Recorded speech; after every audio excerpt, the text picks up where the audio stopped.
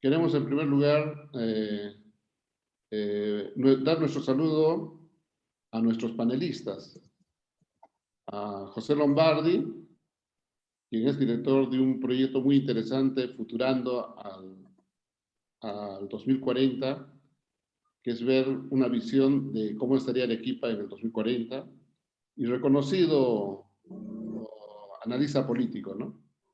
También tenemos la presencia como panelista a Miriam Quiñones, quien también es muy reconocida por su enorme participación en lo que es la mesa de concertación de lucha contra la pobreza, pero que en esta oportunidad participa como coordinador en Arequipa del voluntariado de transparencia. Y a Juan Carlos Soto, periodista, un reconocido y editor de la edición de La República en el Sur. Nosotros como Acuerdo Regional por Arequipa, que es una iniciativa que desde hace años surgió, justamente creo como una iniciativa de sociedad civil para promover el desarrollo de Arequipa, para tratar de socializar y viabilizar una visión de largo aliento de ser de Arequipa el centro de desarrollo del sur del país. Estamos muy preocupados por lo que está pasando actualmente en nuestro país y obviamente eso va a influir en nuestra región.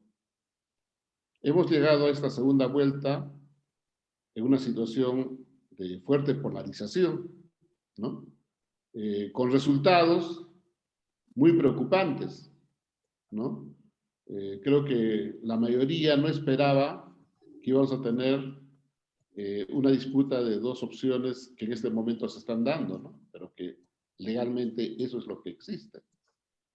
Y con una baja representación, bajísima representación, ¿no?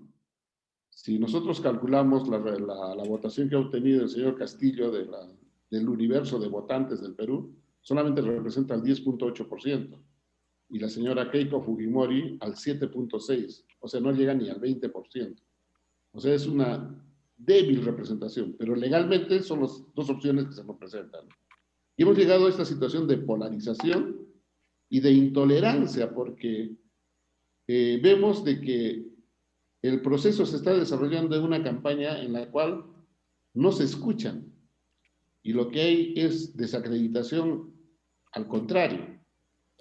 Y nosotros creemos que eso se da porque hay una crisis política, porque el pueblo y la población y la sociedad en su conjunto tiene altos niveles de desconfianza de las instituciones y dentro de las instituciones, los partidos políticos y la misma democracia, ¿no?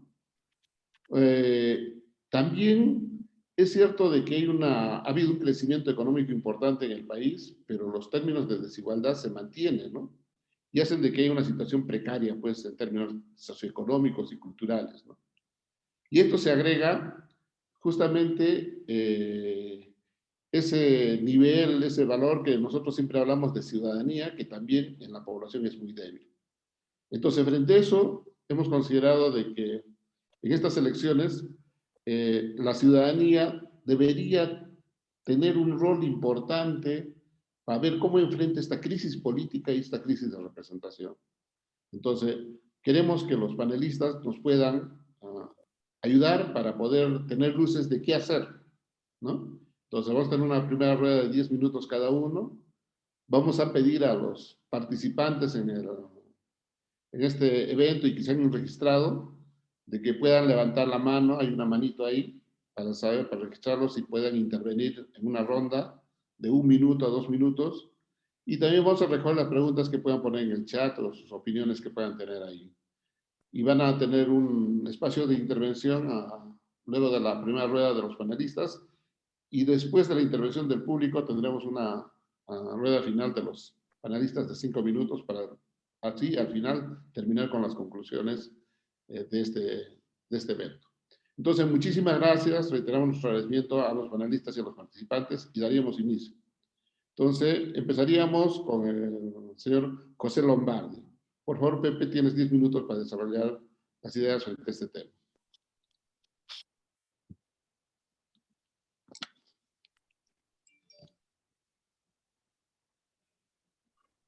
Por favor.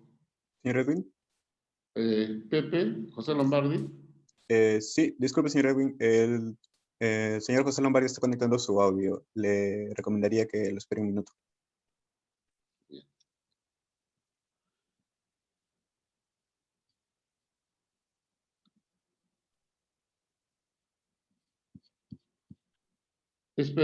Aprovecharemos mientras Pepe conecta su equipo, que desde el Acuerdo Regional por Arequipa, lo que nosotros buscamos es de que en los territorios donde estamos se pueda trabajar una visión del territorio, y en este caso quisiéramos también tener claridad sobre la visión que tienen los candidatos sobre nuestro país, ¿no? Entonces, ese es parte del debate que nosotros quisiéramos que pueda plantearse. Entonces, bueno, estamos con Pepe, y Pepe, tienes los 10 minutos para empezar en esta ronda que hemos planteado. Adelante. Estamos todavía con las dificultades del audio.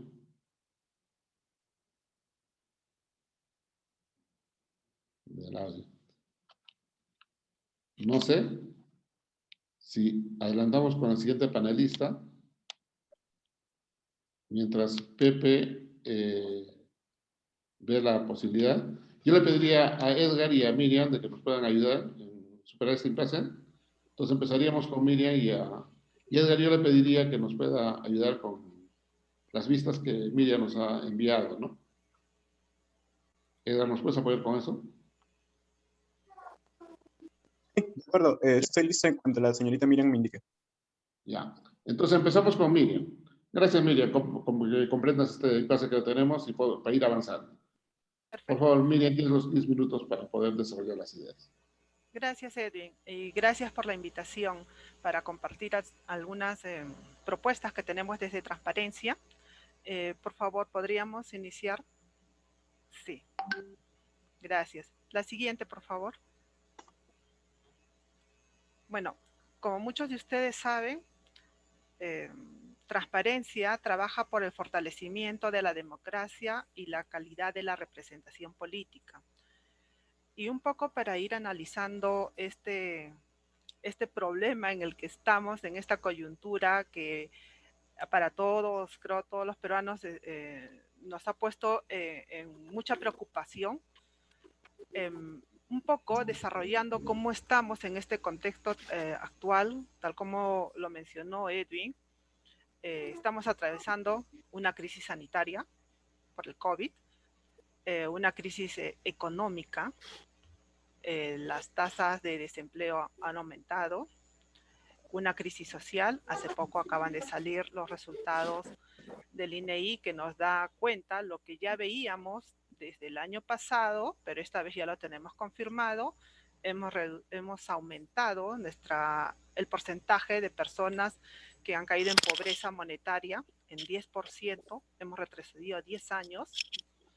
Estamos en una crisis de no poder cerrar las brechas de desigualdad. Estas se han hecho más evidentes a raíz de la pandemia. La desigualdad que tenemos en la población en temas de salud, de educación, principalmente. Una crisis política, porque desde el 2018 hemos tenido 4 presidentes en 4 años, una alta desconfianza en la clase política y también en el Estado. Además de ello, una desconfianza también no solo ya en la clase política, sino a nivel interpersonal. Y es ahí donde voy a tomar algunos datos del Barómetro de las Américas. Siguiente, por favor. Que tenemos datos del 2018-19, pero como ustedes pueden ver, he tomado dos indicadores para dar cuenta de que esto no ha cambiado mucho. En este porcentaje que menciona la corrupción como el problema más importante del país, el Perú está en primer lugar, con un 36%. Después, si vemos el porcentaje de las personas que tienen confianza interpersonal, estamos casi en estamos en penúltimo lugar. Entonces vemos que efectivamente la desconfianza está aumentando, no solo ya hacia nuestras autoridades, sino también desconfiamos entre nosotros mismos. Siguiente, por favor.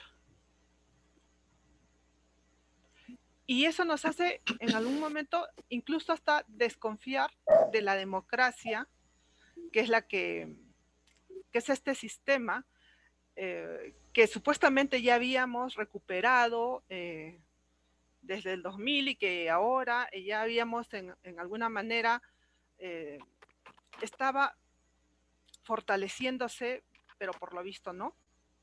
Como ustedes pueden ver, Perú está entre los 4 últimos lugares sobre el apoyo a la democracia.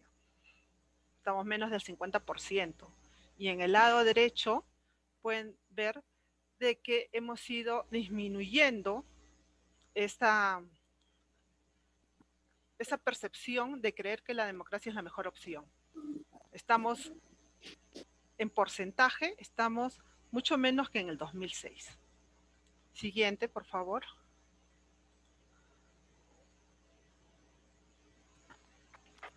Pero estos datos son del 2019. Este año, en las primeras semanas de mayo, hicimos una consulta junto con otras instituciones y preguntamos qué preocupación tiene la ciudadanía con relación al próximo gobierno. Y les preguntamos sobre compromisos mínimos que espera la ciudadanía del próximo gobierno, o sea, para estas elecciones. ¿Y qué es lo que nos respondió la ciudadanía en esta encuesta urbano-rural? Como ustedes pueden ver, dice, en primer lugar, con un 51%, que termine su periodo presidencial de 5 años y no se quede en el poder. O sea, el gran temor, llegando al 2021, año bicentenario, es que la ciudadanía teme de que el siguiente gobierno pueda quedarse en el poder. O sea, está en peligro la democracia. El 46% opinaba que si se cambia la constitución lo haga por vías democráticas. En un 34% que se respeten las reformas educativas, un 26% que se respete la libertad de prensa, un 21% que se respete las políticas de igualdad de género y que se respete la autonomía de las instituciones. Cuando se hizo las preguntas podían marcar varias opciones, por eso ustedes se darán cuenta que ahí sumando no suma un 100%. Luego también se les preguntó qué preocupaciones con relación a las medidas del próximo gobierno tenían. Y una preocupación es que se retroceda en la lucha contra la corrupción, en primer lugar, con 41%. Que se afecten los derechos de las personas, 39.2%, que se indulte a personas condenadas por graves delitos, que se cierre el Congreso con un 27%, que se atente contra la propiedad privada y que se retroceda en la reforma política. Entonces, con estos datos, siguiente por favor, la propuesta que desde Transparencia y otras instituciones se hizo a la ciudadanía, se hizo a los candidatos con estas preocupaciones, se presentó esta proclama ciudadana que muchos de ustedes ya la conocen, espero que muchos también la hayan firmado, para pedirle a los candidatos que juramenten por la democracia, considerando unas mínimas garantías. Siguiente, por favor. Y este documento, con 12 ideas fuerza, con 12 propuestas, que también ya es conocido, lo han firmado el día de ayer. Y estas garantías mínimas tenían que ver con el respeto a los diferentes poderes del Estado, a las instituciones, como el Tribunal Constitucional o la Junta Nacional de Justicia, la obligación de dejar el poder en el 2026, que es una preocupación, como hemos visto en la última encuesta, el respeto a los derechos que deben ejercerse en democracia, como la libertad de expresión, como la libertad de organización. Y como ustedes también saben, siguiente por favor, estamos recolectando firmas donde ya estamos superando las 21.000 firmas, porque la idea es que en este compromiso que firman, este juramento que firman los candidatos, la ciudadanía peruana haga valer su ciudadanía activa y seamos vigilantes del proceso, tanto institucionalmente como personalmente. Es decir, podemos firmar como institución o como ciudadanos de a pie. Siguiente, por favor. Y como ustedes también ya saben, ayer han firmado, han jurado que van a respetar estas mínimas garantías, y ahora lo que nos toca a nosotros es ser vigilantes. Esa es la propuesta que desde Transparencia pedimos a la ciudadanía. Siguiente, por favor. Porque ahora lo que nos toca es que después del 6 de junio nosotros tenemos que vigilar de que esos compromisos, esos 12 compromisos, realmente se cumplan. Hace unos momentos, antes de que iniciáramos este conversatorio, este panel, sé que hay una pregunta que nos salta y ¿qué pasa si no lo cumplen? Imagínense a qué extremo hemos llegado de que ha sido necesaria una juramentación y ha sido impulsado por la sociedad civil, ha sido impulsada por la ciudadanía. ¿Qué pasa si es que no lo cumple? Pues nosotros también ahora tenemos, en pleno bicentenario, tenemos, creo, la responsabilidad, la obligación de ser vigilantes, porque después del 6 de junio eso es lo que nos toca, de ser vigilantes, salga quien salga. El periodo del 21 al 26 va a ser un periodo en el que vamos a necesitar que nuestra ciudadanía activa realmente, después de haber atravesado tantos problemas, después de recuperar una democracia y todo ello, necesitamos que ahora sí nos pongamos la camiseta de proteger la democracia. Bueno, eso es todo. Gracias. Gracias, Miriam. Mira, que has sido exacta con los 10 minutos y te agradezco realmente porque eso nos apoya para que podamos avanzar en la reunión. Bueno, hemos tenido algunos problemas técnicos y espero de que podamos subsanarlo. No sé si Pepe estás ya con el micro. ¿Hay alguna dificultad para ver el micro? ¿Estás con vos? Creo que todavía no. Entonces vamos a tratar de superar esa situación. Mientras tanto, vamos a continuar con el evento y le pediría a Juan Carlos de que podamos continuar con el conversatorio. Entonces, habría unos 10 minutos para que puedas desarrollar las ideas, Juan Carlos, en ese tema que le hemos denominado, ¿no? Frente a las elecciones, ¿qué hace la ciudadanía para ver este tema de la crisis política y la crisis de representación, ¿no? Adelante, Juan Carlos, tienes 10 minutos. Gracias, Edwin. Gracias a todos los amigos de Acuerdo por Arequipa por esta invitación. Sí, como tú manifestabas al inicio, la situación del país es sumamente preocupante, ¿no? Yo fundamentalmente voy a tratar de dar, digamos, un punto de vista como periodista, como un opinador que ve, digamos, la realidad día a día, ¿no? Y que él ha visto en el transcurso desde los últimos años, ¿no? Tengo un ejercicio periodístico más o menos importante y de alguna forma hemos visto el día a día del país, así que por favor, esta opinión es a título muy personal, voy a tratar de ser lo más honesto posible con todos nuestros amigos que nos están siguiendo. Mi opinión, por si acaso, no necesariamente representa la opinión de mi medio, ¿no? Tengo absoluta libertad para poderme expresar y tampoco respondo a una agenda de algún grupo de interés, ¿no?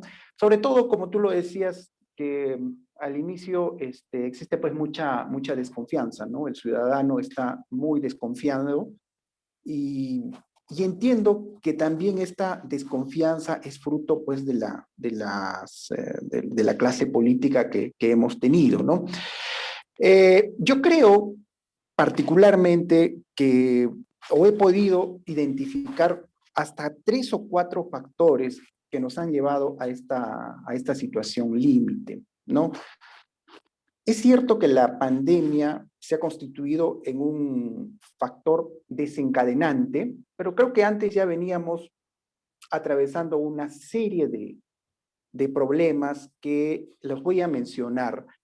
Eh, por ejemplo, me parece que una de las razones por las cuales la gente está bastante descontento con la performance, ¿no?, de la clase política y su comportamiento, es que aún no se han podido cerrar brechas de pobreza, ¿no? No se ha podido combatir el hambre de manera eficiente, porque ha habido una suerte de gestión ineficiente de recursos del Estado, ¿no? Parto en principio de ese tema. El otro factor que a mí me parece fundamental y que no nos ha ayudado en nada, ¿no?, a enfrentar nuestros grandes problemas, definitivamente es la proliferación de la corrupción, ¿no? La institucionalización de la corrupción. Creo que el cuadro de Miriam, en ese sentido, refuerza esa tesis, ¿no? Miriam, por ejemplo, sostenía de que uno de los problemas principales que identifica el ciudadano de a pie es justamente la corrupción. Y también tenemos, evidentemente, pues un sistema político sumamente precario, ¿no? Sumamente precario, que en alianza, ¿no?, con la corrupción, eso definitivamente se convierte en dinamita, ¿no? Y creo que la pandemia, una pandemia larga, ¿no?, prácticamente hemos pasado ya el año, creo que se ha convertido en el efecto que de alguna forma pues le ha agudizado nuestras grandes contradicciones, ¿no? Pero yo siempre voy a reiterar que desde el Estado, ¿no? Desde el Estado creo que tenemos, y desde el Estado, cuando hablo del Estado, hablo del gobierno nacional, hablo de los gobiernos regionales y hablo también de los municipios, ¿no? No han tenido la suficiente capacidad, ¿no?, para manejar unos recursos, ¿no?, que fueron proveídos, ¿no?, en la mejor época, ¿no?, del boom minero, por ejemplo, ¿no? Según algunas estadísticas que proporciona la Sociedad Nacional de Minería, ¿no?, en un congreso que realizó la semana pasada, decían ellos que las regiones del sur, ¿no?, llámese Arequipa, Puno, Tacna, Moquegua, Apurímac, todas las que constituyen el corredor minero, en las 2 últimas décadas por canon minero habían recibido 28.000 millones de soles. Y de esa cantidad, por ejemplo, Arequipa había recibido 8.000 millones de soles. La gran pregunta, ¿no?, que uno se hace, ¿y dónde están esos recursos? ¿Se han utilizado bien esos recursos? ¿Ese gasto se ha atomizado demasiado? ¿Ese gasto ha contribuido a solucionar nuestros problemas?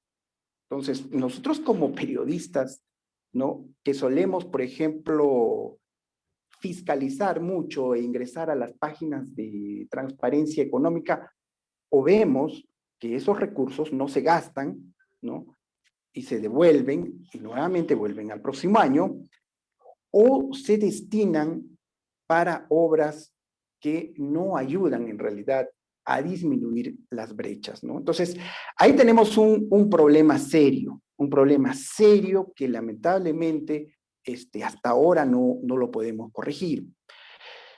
Cusco, por ejemplo, que es una región que no solo es beneficiada por el canon minero, sino también por el canon gasífero, ¿no? Ha recibido un promedio de 17.000 millones de soles entre 2008 y 2018.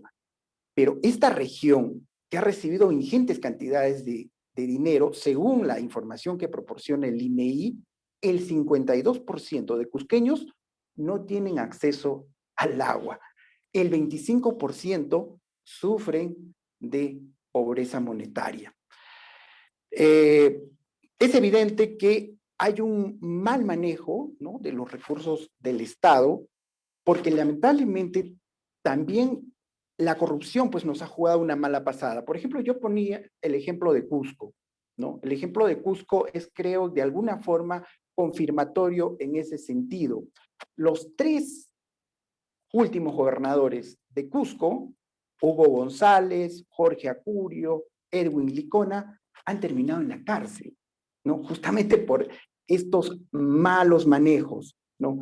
No hay gobernador regional, no hay presidente de la República también que no haya terminado en problemas, con sindicaciones, con acusaciones, ¿no? De corrupción. Entonces creo que la corrupción en ese sentido nos está pasando una enorme factura, ¿no? Y que creo que no la hemos podido identificar porque tenemos digamos, estamos buscando otras razones. Por ejemplo, mucho se habla del modelo económico del país, ¿no? El modelo económico realmente es el causante de la situación en la cual estamos. ¿Es necesario cambiar la Constitución para poder cerrar nuestras brechas? Particularmente, pienso que algunas cosas del modelo económico, bueno, sí se tienen que corregir, ¿no? Nadie está a favor de los monopolios o de los oligopolios que lamentablemente se han insertado en nuestra economía. Pero realmente se tiene que cambiar la Constitución para poder mejorar, digamos, la capacidad de gasto. Entonces, a mí me parece también que el sistema político es un sistema político muy, muy, muy precario, ¿no? Lamentablemente, ¿no? Lo que ha pasado, y como lo ha dicho, por ejemplo, el analista Gonzalo Banda, las élites, ¿no? Las élites que antes tenían cierta influencia en la política, estas han dejado de interesarse por la política, ¿no? Y se ha dejado la política, ¿no? A algunos aventureros, y sobre todo se ha instaurado un sistema que es muy, muy palpable, ¿no? Y que se puede identificar. Por ejemplo, nosotros, particularmente como periodistas, pensamos, por ejemplo, que hay una suerte de modus operandi de la corrupción y que empieza en las campañas políticas. Por ejemplo, y esta es, ¿no? Proveedores, ¿no? Que financian a los partidos políticos que toman el control del Estado, el Estado que los beneficia con contratos, ¿no? Y que por eso se entrega coimas, ¿no? Que pueden ser del 3 o 2%, ¿no? Y finalmente, esas coimas que se dan no son gratuitas, ¿no? Es dinero que finalmente, o sea, se termina pasando o en adendas, ampliaciones de contrato, etcétera, etcétera.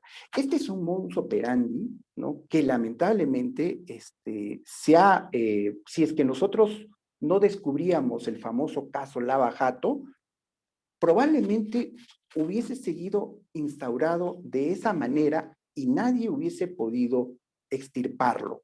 Entonces, yo creo que la corrupción es un tema que realmente nos tiene sumamente preocupados porque creemos que de alguna forma se ha convertido en una suerte de dinamitero, no solo del modelo económico, porque yo no voy a defender aquí el modelo económico, pero creo que, como lo señalaba Miriam, se ha convertido en una suerte de desestabilizador de la democracia, porque la gente ya no está creyendo en la democracia.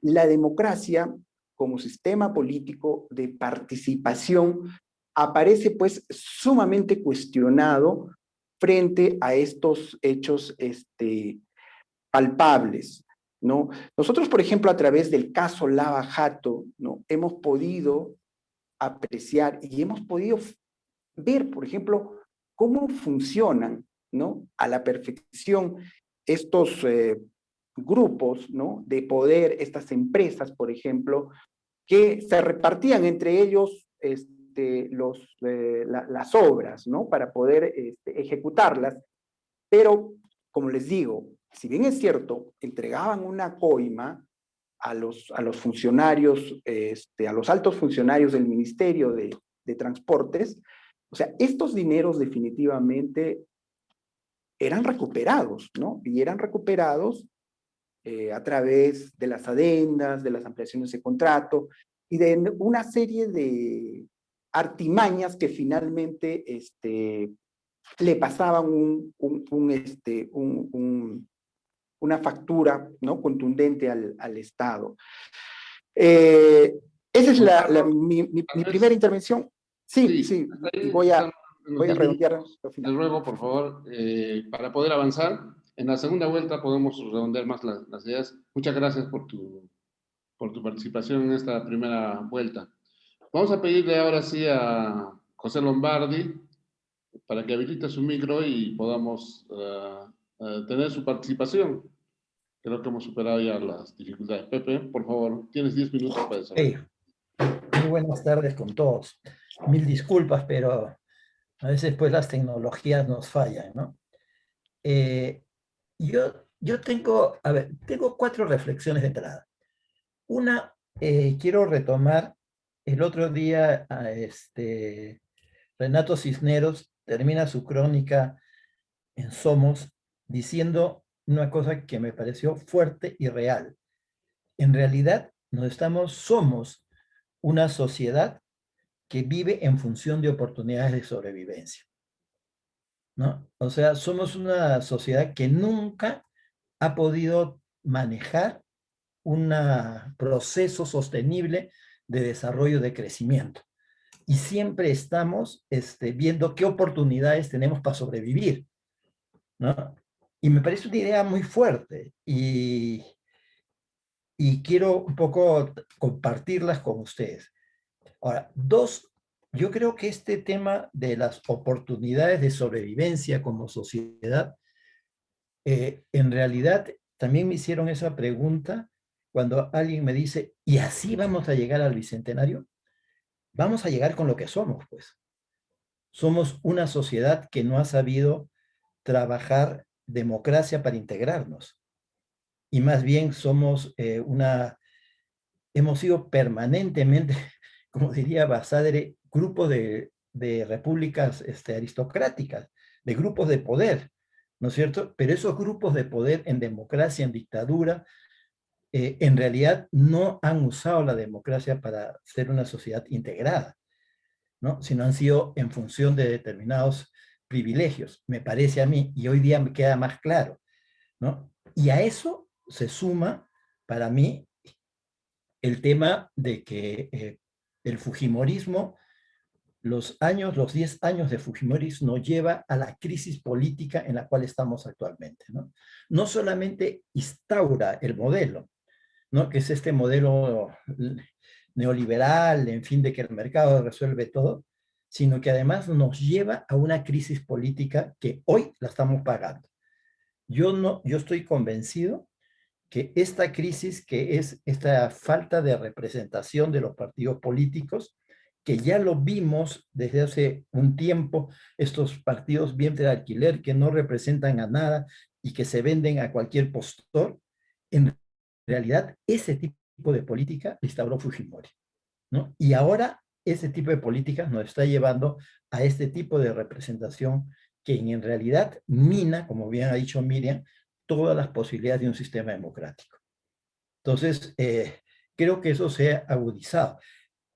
A eso yo creo que viene el tema de somos una sociedad tremendamente desigual, y creo que la pandemia nos ha demostrado las brechas, pero el dramatismo de las brechas, ¿no?, de desigualdad que estábamos generando, ¿no?, y que se han puesto de mayor evidencia, porque obviamente nuestro sistema político no nos integra. Nuestro sistema político abre cada vez más brechas y más discriminaciones, ¿no? Y por último, creo que el tema de esta vieja confusión de crecimiento con desarrollo, ¿no? Que vivimos, crecemos, pero no desarrollamos, porque no hay distribución, porque no hay integración, porque no hay un sistema democrático inclusive. Entonces, creo que cuando me preguntan y me dicen, ¿y así vamos a llegar al bicentenario? Sí, pues, esa es la gran lección del bicentenario. No, no lo quiero decir que no aprendimos nada, construimos una estructura económica, política, que en realidad no nos llevó a integrarnos y a construirnos como una nación, sino que ha sido una pugna permanente de grupos de poder y de gobiernos, eh, diríamos, fraseando a Basadre o a Galindo, ¿no? La república aristocrática, Basadre, la república aristocrática. O sea, el gobierno por un determinado grupo, ¿no?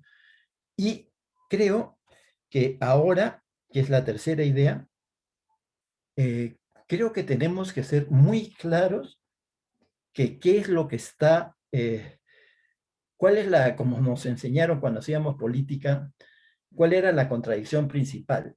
Yo no creo que la contradicción principal ahora sea entre una fuerza popular, ¿no? Y unas fuerzas reaccionarias corruptas. Creo que eso es una falsa contradicción. A mí, la gran contradicción que estamos, para mí, es de que ambas fuerzas, sea el caso de Castillo como Keiko, ambas tienen un sínodo muy singular. Ambas son gobiernos autoritarios o con tendencias autoritarias, ¿no? Las propuestas de Castillo cuando dice todo lo va a resolver el pueblo y yo voy a respetar la Constitución hasta que el pueblo lo diga, en realidad es decir, hasta que me canse, ¿no es cierto? En el caso del fujimorismo, no tiene antecedentes democráticos, ¿no? Y no hay que achacarle solo el tema del padre, también la hija hizo lo que hizo en el Congreso. Entonces, no hay, creo que estamos frente a dos fuerzas con grave tendencias autoritarias. Estamos con dos fuerzas que son populistas, ¿no? O sea que en realidad no construyen futuro. Lo que hacen, construyen populismo, ¿no? Uno puede llamarse tupper y el otro puede llamarse lápiz, pero al final su visión de cómo se maneja el Estado y cómo se distribuye, ¿no? Es en función de políticas para generar clientelaje. Y los dos tienen el mismo sesgo. Uno rojo, otro naranja, pero los dos tienen el mismo sesgo. Si no, cuando vemos el discurso o el debate en Chota, para mí el debate en Chota fue una subasta de ofertas, ¿quién ofrece más? ¿No? Sin pensar en qué estado están. Y tercero, yo creo que ninguna de las dos fuerzas está excepta de temas de corrupción, ¿no? Como bien lo ha dicho Juan Carlos, el sistema de corrupción tiene un mecanismo que empieza desde las campañas y termina con las obras en los gobiernos. Bueno, Huancayo está embarcado en eso, ¿no? Con Cerrón. Y bueno, y el fujimorismo ni que hablar. Entonces, podríamos decir, tendencias autoritarias, el tema de populismo y corrupción, esas tres características nos van a minar la democracia. Por eso que para mí, el tema hacia adelante, al margen de quién gane, las posibilidades de tener que defender y tener que estar vigilante frente a la democracia, y para mí, lo que ha propuesto la Asamblea Episcopal, curiosamente se convierte en una plataforma de defensa de la democracia. Pero esa plataforma de defensa de la democracia hoy no tiene todavía un sustento social, político, que le pueda generar. Y ojo, estamos frente a un peligro, porque a mí me molesta mucho que ahora la señora Keiko Fujimori o Aliaga sean los defensores de la democracia, ¿no es cierto? Y todos los que estemos por un cambio, ¿no? Somos comunistas. Entonces, creo que tenemos que hacer una doble acción. Primero, tenemos que arrebatarle a las fuerzas conservadoras de este país, ¿no? La bandera de la democracia, porque no es cierto que ellos nos van a hacer un gobierno democrático, ¿no? Y segundo, creo que además tenemos que generar una política de defensa de los derechos, de las libertades, de los equilibrios de poderes, de vivir en democracia. Yo comparto igual, como dice Juan Carlos. Yo no creo que haya que cambiar una constitución. Estamos haciendo un mito. Creemos que el día que cambiamos la constitución, al día siguiente cambia el país. El país es un país que no se entiende. Y para haber una constitución, lo primero que tiene que haber un acuerdo de que hay que cambiar cosas. Si no, es una polarización. Y en este caso, creo que el mecanismo que incluso se propone de que es por la fuerza popular que se haría la Asamblea Constituyente, ¿cuál es la fuerza popular que haría esa constituyente? Entonces, a mí me parece también ciertos riesgos en relación con eso. Por eso es que creo de que hay que hacer, para mí, lo que queda un poco hacia adelante es cómo estas fuerzas autoritarias, estas fuerzas populistas y estas fuerzas que de alguna manera están vinculadas o tienen antecedentes en corrupción, cómo en función de cualquiera que sea, en las próximas elecciones del próximo año, que son gobiernos regionales y gobiernos municipales, no logran, si alguna de estas fuerzas que sea gobierno y el partido de gobierno logra mayoría en base a políticas populistas, en fin, en municipios y en gobiernos regionales, las posibilidades de tener dictadura se van acercando. Pero si logramos que las fuerzas democráticas logren copar estos espacios, generamos resistencias y espacios democráticos, ¿no es cierto? Entonces, creo que hay una gran tarea que no se está entendiendo y creo que hay mucho entusiasmo de un lado de que no va a cambiar el modelo y hay un gran entusiasmo por el otro lado que se va a producir el gran cambio. Y la verdad, discúlpeme, yo no creo ni uno ni lo otro, ¿no? Porque creo que efectivamente la estabilidad nos va a llevar a mayor crisis, porque nada cambia. Y esto se va a seguir profundizando y va a haber un gobierno de Keiko va a tener resistencias muy, muy fuertes probablemente. Y el tema de que el gobierno de profesor Castillo va a producir el gran cambio, yo creo que eso ya lo escuchamos una vez y no es posible. Y no tiene la fuerza para producir un gran cambio, ¿no es cierto? O sea, no tiene la fuerza popular. Yo a veces pienso de que probablemente sus principales enemigos del profesor Castillo a los 6 meses en diciembre va a ser su propia gente, que se va a sentir traicionada. Porque es así. Entonces, ahorita termino. Entonces, creo que tenemos que, las fuerzas democráticas que hemos perdido en esta elección, tenemos que abrir el espacio, para mí, el espacio del centro izquierda o centro derecha, pero de centro. Y estar muy vigilantes frente a las cosas que sean cualquiera que sea el nuevo gobierno. Gracias, Pepe. Justamente tomando tus últimas palabras, a partir de este momento de la segunda ronda, veríamos qué hacer, ¿no? O sea, qué desarrollar. Ya se desarrollan algunas ideas y también han planteado muchos aspectos importantes, ¿no? Creo que los temas que cruzan en todo esto son la desconfianza, la incredulidad, de cómo se han juntado este tema de la pandemia, de la corrupción. Bueno, y en esta etapa vamos a abrir el micro para los participantes, ¿no? No sé, dentro de los participantes, si alguien les pedí que puedan levantar ahí una manito ahí, pero en todo caso, por ejemplo, María Alegre está, luego Américo Quiroga, Juan Carlos Tejada, ¿qué más? A ver, unos 4 o 5, Caterine Maldonado, 4, no sé quién más se anima para poder coordinar con Edgar para que... Bueno, miren, Juan Catacora, Ricardo Herrera. Bueno, tenemos ya 6 por el momento. A ver si nos alcanza el tiempo. Yo les pediría entre 1 o 2 minutos y por favor que sean muy concretos en sus intervenciones. Entonces empezaríamos con María Alegre. Edgar, si nos pudieras facilitar para que pueda ella abrir. Malena, si puedes abrir tu micro. Sí. ¿Ya? Ya. Sí, ¿se escucha? Sí, sí, adelante. Ya.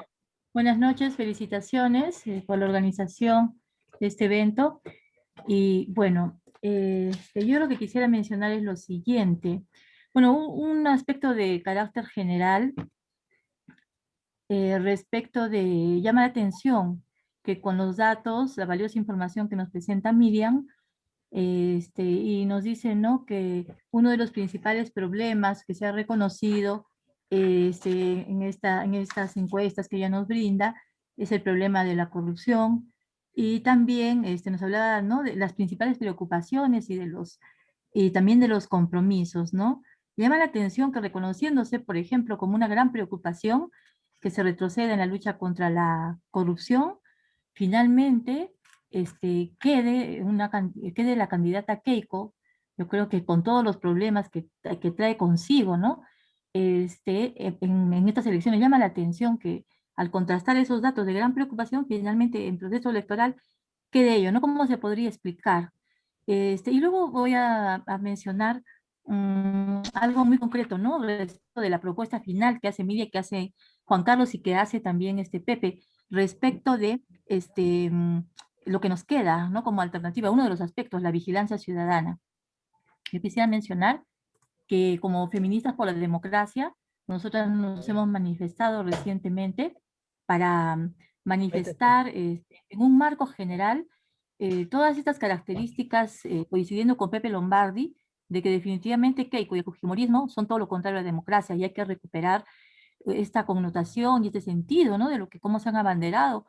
No olvidemos la dictadura congresal, no olvidemos el apoyo a la ley Mordaza, ¿no?, que brindaron a los cuellos blancos, no olvidemos la amenaza a jueces y fiscales, ¿no? Y todo aquello, y específicamente como feministas, nosotras nos preocupa esta amenaza de los derechos de las mujeres, las diversidades sexuales que están siendo negadas, la judicialización del enfoque de género que se hizo, ¿no?, en todo el gobierno del fujimorismo, y no solamente eso, sino que Keiko misma en varios espacios ha denegado. Realmente para nosotras es una gran preocupación, tanto Keiko, y reconocer también en Castillo, en Perú Libre, toda una connotación de antiderechos fundamentalistas, y no vemos por allí alternativas, ni siquiera, por ejemplo, se quiere abrir el tema de la violencia de género, el feminicidio. O sea, es un hermetismo, no coincido realmente en esta última parte que ha mencionado Pepe Lombardi, ¿no? Entonces, en ese sentido, mi pregunta va para todos. Sí, estamos hablando de una vigilancia, estamos hablando de una ciudadanía activa, pero ¿cuáles serían las estrategias? Porque yo diría que estamos totalmente desarticulados, a pesar que en un evento como este podemos coincidir en varios aspectos, pero yo creo que por ahí tendríamos que ir avanzando, ¿no? Cómo irnos fortaleciendo, cómo irnos articulando. Eso es hasta ahí mi intervención. Gracias a María y Malena. Creo que la pregunta quedó clara, ¿no? El tema de estrategias, cómo articularnos, y resaltar el mensaje de que han difundido el grupo de las feministas, ¿no? Luego, pasamos a otra intervención. Les pediría concreto a Américo Quiroga, luego se prepara Caterina Maldonado. Entonces, Américo Quiroga, por favor. El micro está cerrado, Américo. Ahora sí. Sí, buenas tardes con todos. Sí, luego de la síntesis de Cisneros que bien cita a Pepe, el peruano al final está concentrado en la sobrevivencia, pero hay espacio para el desencanto también, ¿no?, de este ciudadano de la misma democracia, porque siente que no lo representa, no le beneficia, no le impacta. Entonces, ¿por qué? Porque mira en esta representación, en el elegido, que representa a su partido y por último representa a sí mismo. La ciudadanía tiene un instrumento muy débil, que es el voto. Entonces, con este voto, cada cierto tiempo se siente usado. Entonces,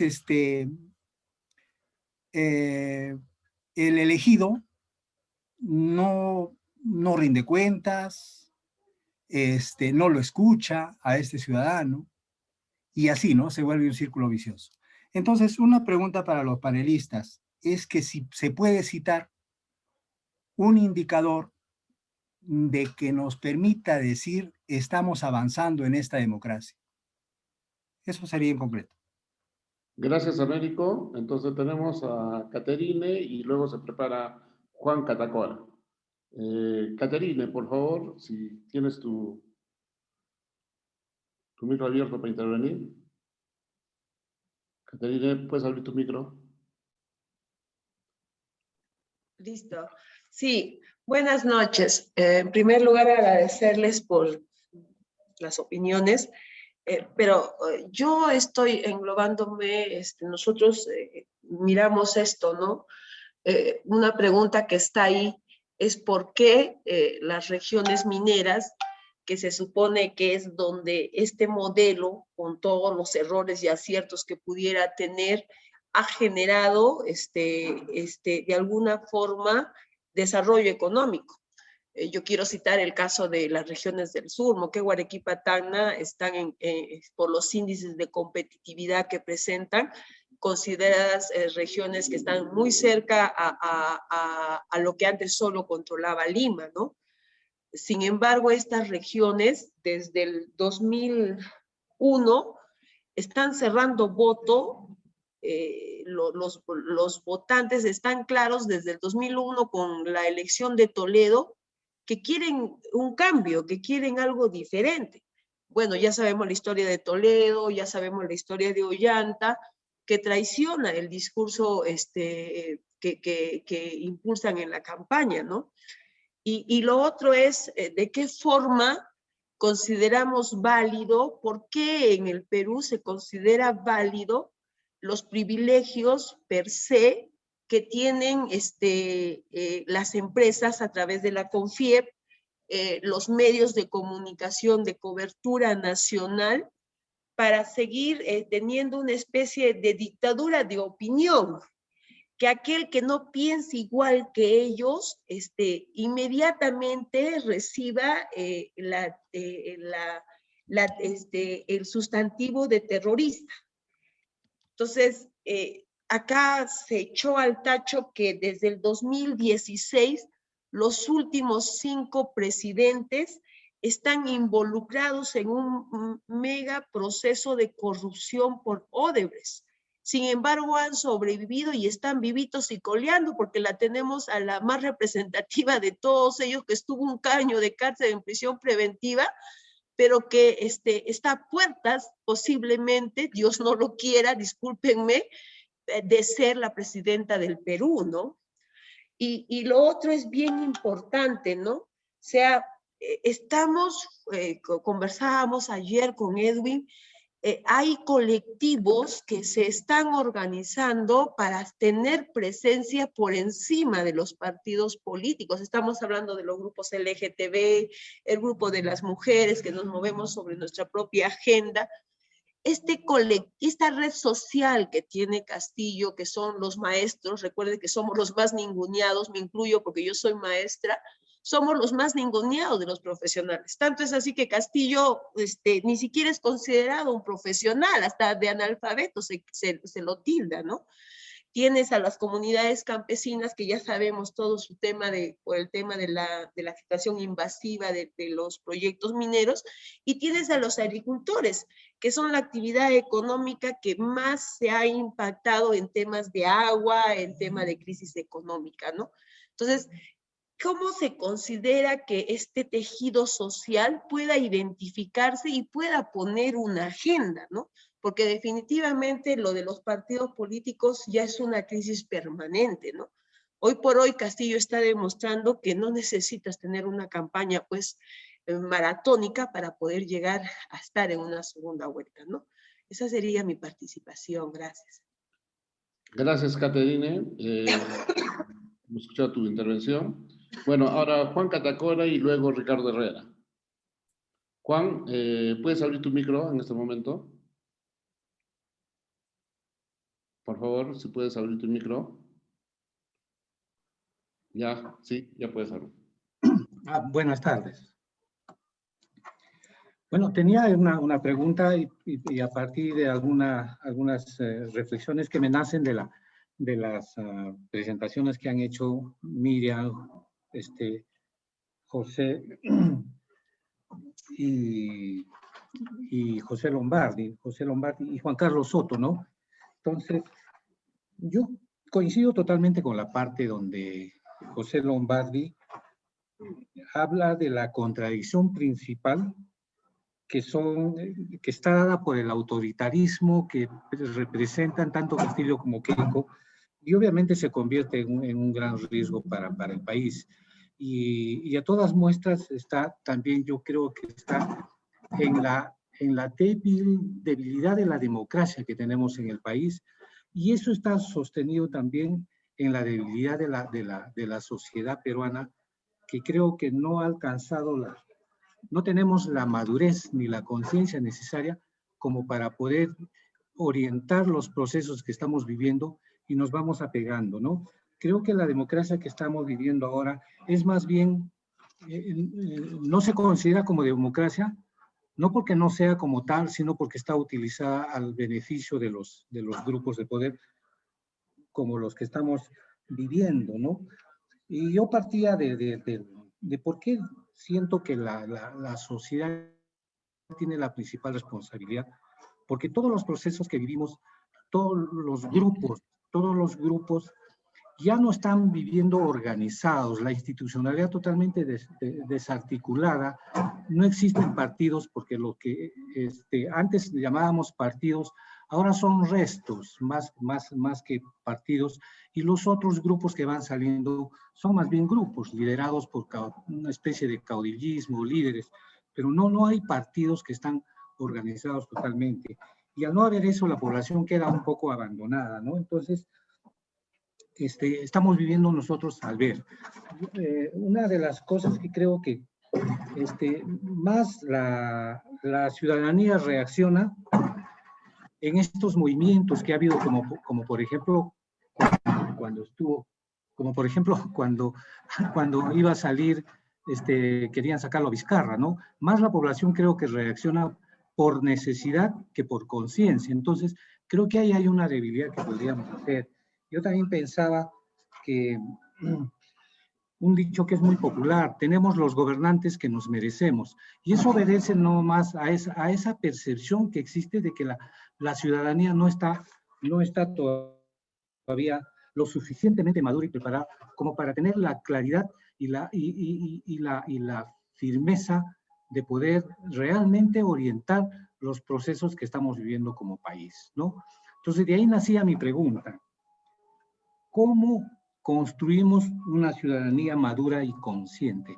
Una ciudadanía que realmente pueda organizar y pueda dirigir los procesos que vamos viviendo y no nos quedemos, como decía el compañero que ha dicho antes, que tenemos el instrumento más débil, el voto, y ese voto ni siquiera lo podemos ejercer incondicional, sino venimos siendo manipulados por eso, justamente por esa inmadurez que tenemos y no podemos comprender ese proceso. Hasta ahí mi participación. Muchísimas gracias por tu intervención. Entonces, continuamos con Ricardo Herrera, y anteriormente había levantado la mano el señor Valentín Llana. Después de Ricardo Herrera, por favor, el señor Valentín Llana, con lo cual estaríamos cerrando si es que no hubiera alguna participación más. Entonces, Ricardo Herrera, por favor, tu intervención. Buenas noches, señor Edwin. Buenas noches a los panelistas. Bueno, tengo el gusto de conocerlos a todos, un gusto volverlos a ver. Cuando hablamos de corrupción, decimos los presidentes regionales, los presidentes, los alcaldes. Hay una teoría que dice que tendemos a pensar en los problemas de grupo, pensarlos individualmente. Son problemas grupales, pero los individualizamos y se los achacamos a una sola persona. Considero yo que detrás de un ministro, de un alcalde, de un presidente regional, de un presidente de la nación que cae en actos de corrupción, no está solamente la persona, hay un equipo detrás de ellos. Hay un equipo que mueve el aparato estatal para que el hecho delictivo se proceda, ¿no? Sin embargo, como sociedad, seguimos pensando y echándole la culpa a uno, individualizamos el problema y de alguna forma nos lavamos la mano como sociedad de la responsabilidad que también tenemos. Yo personalmente soy amigo de muchas personas que son alcaldes, que son regidores, que son gerentes municipales, que son gerentes, y me imagino que muchos de ustedes los conocen también a ellos, ¿no? Y dentro de nuestros círculos íntimos vemos a acercar o asomar ciertos comentarios, ciertas tendencias. Sin embargo, a nivel íntimo, la sociedad no suele confrontar este tipo de fenómenos cuando aparecen. Sin embargo, cuando ya se hacen públicos, cuando aparecen en los medios de comunicación, en ese momento recién decimos, ya, tal persona hizo esto o eso, hizo lo otro, ¿no? Pero incluso creo que antes de la participación ciudadana, antes de la vigilancia, en nuestro día a día, convivimos con ciertos actos, convivimos con ciertas formas de expresión de la corrupción. Sin embargo, como sociedad no la atacamos, ¿no? En su naciente. Entonces, desde un punto de vista, creo que psicológico, para encubrir nuestra complicidad como sociedad a nivel individual, nos aprovechamos de los casos emblemáticos y decimos, sí, pues, ¿no? Los políticos. Pero nosotros también somos políticos. Nosotros también hacemos política, en algunos casos partidaria, en otros casos solamente participación ciudadana. Sin embargo, cuando convivimos y nos encontramos en el día a día con esto, no lo denunciamos, no lo acusamos. Bueno, ese es el comentario que quería hacer, y aquí tengo una pregunta para los panelistas que va en el mismo orden de la pregunta que hizo el señor Juan Catacora. Ante la problemática social que hay, ante cualquier problemática social en el último año, en los últimos años, lo que hemos visto son manifestaciones masivas, reclamos, marchas multitudinarias. Pero sin embargo, desde mi punto de vista, no le sigue un espacio de diálogo y conversación y reflexión nacional al respecto de los hechos. Asumo yo... Lo hemos perdido. ¿Me escucha, señor Edwin? Hay problemas de comunicación. Pero ya más o menos hemos entendido su posición y la orientación de su pregunta. Señor Edwin.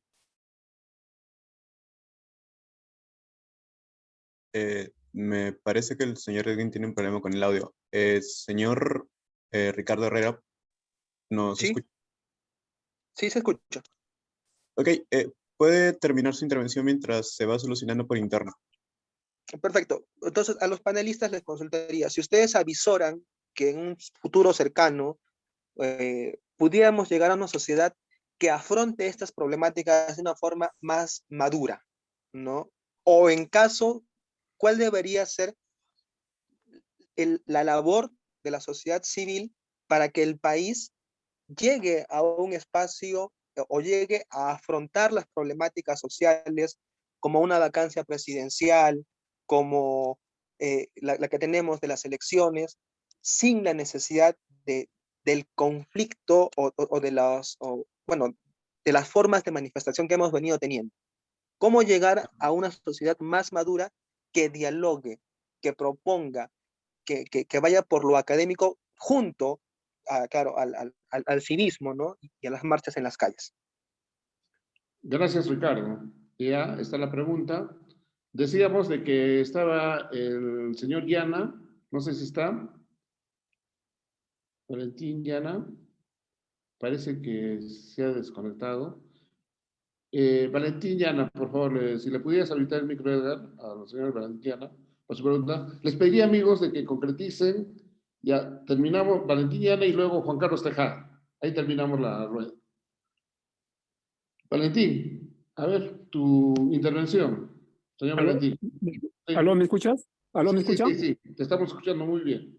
Señores panelistas, muy buenas noches. Mi nombre es Valentín Llana, soy del distrito del Copampa. Bueno, creo que en la situación, en la coyuntura política que nos encontramos en estos momentos cerca de las elecciones, es algo preocupante, ¿no? Y mi pregunta es, como dijo la señorita Miriam, de que hay que ser vigilantes de ciudadanos.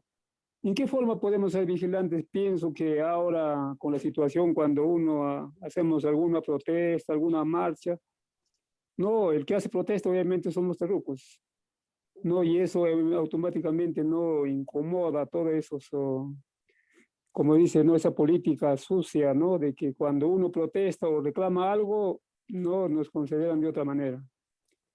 Entonces, esa sería mi pregunta, porque al final de cuentas creo que entre dos candidatos que somos, ¿no? Y creo que la ciudadanía tiene que pensar en esa oportunidad para ver el cambio.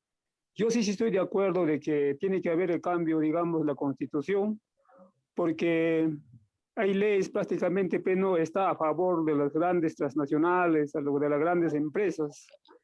Como un ejemplo nomás, ¿no? El ejemplo lo que es, ¿no? La devolución tributaria, la devolución de impuestos, ¿no? Y eso incomoda. Y si es que no hay un cambio, automáticamente vamos a seguir en la misma situación, en la misma corrupción, ¿no? Lo que existe, ¿no? Desde la SUNAT hasta los últimos funcionarios. No, eso sería mi pregunta, ¿no? De que vamos a ser vigilantes de la ciudadanía y cómo podemos ser vigilantes. Señor Valentín Yana, muy clara y precisa su intervención. Muchísimas gracias. Muchísimas gracias. Entonces terminamos nuestras intervenciones con Juan Carlos Tejada. Juan Carlos Tejada, por favor, ¿le puedes habilitar el micro? Él mismo, pues, ¿tienes que habilitar tu micro, Juan Carlos? Abre tu micro, por favor. Juan Carlos, tu micro. Ya, ahora sí. Por favor, tu intervención, Juan Carlos. Muy buenas noches a todos. Es un gusto realmente estar presente en este panel tan importante. Tenemos que ver como una visión, ¿qué podemos hacer nosotros como ciudadanos para ir cambiando la política en el país? ¿O cómo podemos trabajar para fortalecer la democracia en el país? Hemos visto que en los últimos años las elecciones presidenciales simplemente han llegado a un saco roto solamente de falsas promesas que calientan los oídos de los pobladores, y los ciudadanos caemos en el error de escuchar y dejarnos engañar por los políticos. Hemos visto presidentes enjuiciados, hemos visto presidentes presos, incluso presidentes que se matan para no llegar a ser enjuiciados. Vemos gobiernos regionales carentes de capacidad de inversión económica, gobiernos locales que simplemente llevan al maquillaje y no a tener una visión de desarrollo como pueblo o como ciudad. Entonces la pregunta es a los panelistas, ¿cómo debe cambiar la ley de partidos políticos en el Perú para no caer en los errores que tenemos sobre los vientres de alquiler y tenemos tanta diversidad de candidatos que al final se dispersa el voto y no elegimos realmente o no canalizamos muy bien nuestro voto para elegir a una persona que tenga la capacidad de desarrollar a un país? Muchísimas gracias. Gracias, Juan Carlos. Bueno, vamos a... Uy, hay una mano levantada. La última, Sixto Guamaní. Le pediría de que podamos ya ahí. Terminamos ahí. Van a disculpar porque tenemos un límite de tiempo también. Habíamos pedido de que puedan abrir. Aló. Sí, don Sixto Guamaní, por favor, su intervención. Lo estamos escuchando. Ya. Buenas noches, ingeniero Edwin, y también a todos los participantes en el panel. Muy buenas noches. Primeramente, gracias a Dios, todavía estamos en vida para podernos por lo menos saludarnos y tener una participación. A lo que han antecedido ya muchos compañeros con su participación. Realmente nuestro país es muy preocupante, demasiadamente preocupante, porque nuestro país en la actualidad está pues totalmente desordenada, que se puede decir, ¿no? Porque los principios de los valores se han perdido desde el momento que se le ha quitado la autoridad del padre de familia y del profesor. Entonces, desde ahí prácticamente la última generación ha crecido prácticamente, como se dice, a su suerte.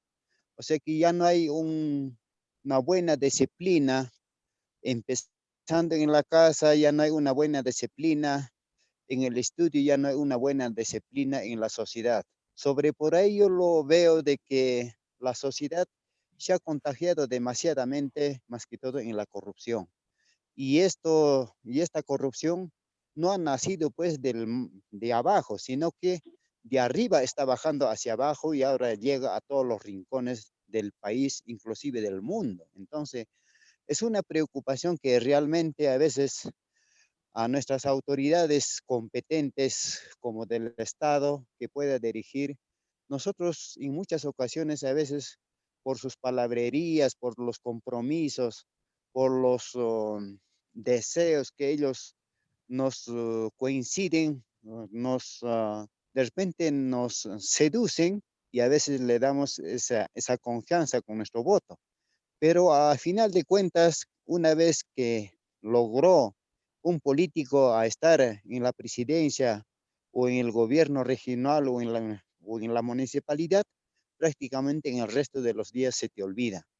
Hay varios casos que se ha constatado, por ejemplo, un alcalde nomás a veces compromete a la población más humilde, una vez adquiridos los votos, entró al sillón municipal, pero a veces esa persona de buena fe, a veces de repente pide un apoyo a costas de su esfuerzo, un trabajito, un puestito por ahí, a veces lo niegan, ni siquiera lo conocen, ¿no? Pero para obtener votos que realmente a veces te maquillan, ¿no? Te tratan de hermanito, que somos campesinos, que somos peruanos, que infinidad de cosas.